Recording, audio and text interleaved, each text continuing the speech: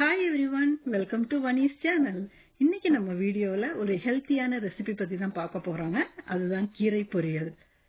கீரை எவ்வளவு சத்தானதுன்னு உங்களுக்கு எல்லாத்துக்குமே நல்லா தெரியுங்க.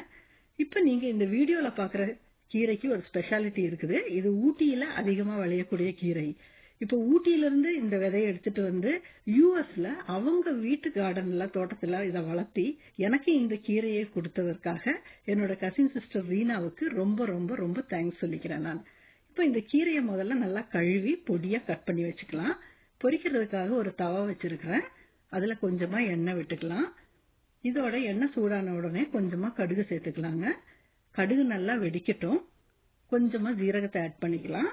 ஜீரகம் பொரிஞ்சு வரும்பொழுது நல்ல பொடியா கட் பண்ணி வச்சிருக்கிற வெங்காயத்தை இதோட ஆட் பண்ணிக்கலாம்.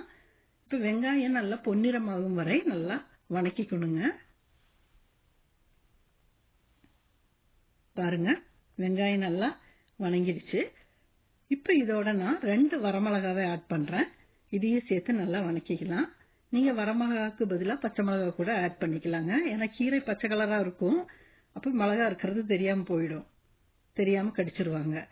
இப்ப இதோட நல்லா பொடியா நறுக்கி வச்சிருக்கிற இந்த கீரையை ஆட் பண்ணிக்கலாங்க. இந்த கீரையை கழுவினதுக்கு அப்புறம் தான் நம்ம கட் பண்ணணும். கட் பண்ணதுக்கு அப்புறம் கழுவக்கூடாது. இப்ப பாருங்க, இது எல்லாத்தையும் சேர்த்து நல்லா கலந்து விட்டுறலாம். நல்லா கலரி விட்டுக்கணும்.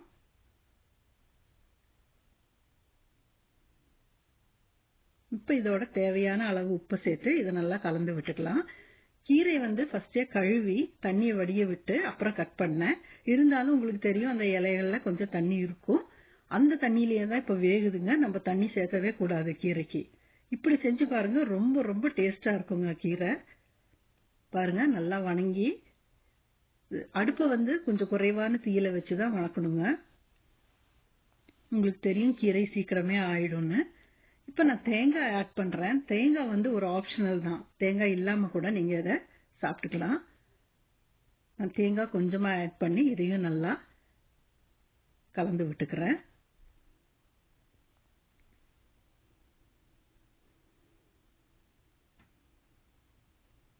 பாருங்க, நம்ம டேஸ்டியான ஹெல்த்தியான கீரை ரெடி ஆயிடுச்சு. நீங்களும் இதே மாதிரி பண்ணி பாருங்க. அப்போ உங்களுக்கு இது ஒரு தனி டேஸ்ட் தெரியும், தண்ணி சேர்த்தாம இப்படி செஞ்சு பார்க்கும்போது.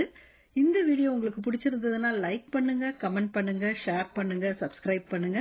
தேங்க்யூ ஃபார் வாட்சிங்.